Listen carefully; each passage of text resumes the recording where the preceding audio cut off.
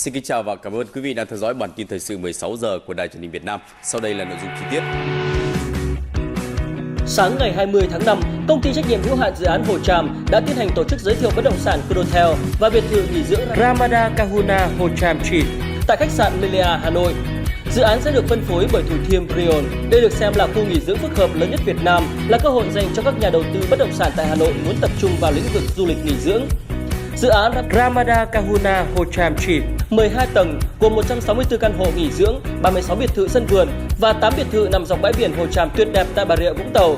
Dự án tỷ đô này đang được đánh giá là điểm đến du lịch nóng nhất hiện nay với nhiều chương trình vui chơi giải trí đa dạng.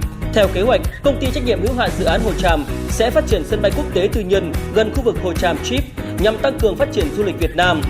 Với sự ra đời của Ramada Kahuna Hồ Tràm Trip sẽ là điều kiện tất yếu để cho du lịch lẫn kinh tế địa phương cũng như cả nước phát triển trong thời gian tới.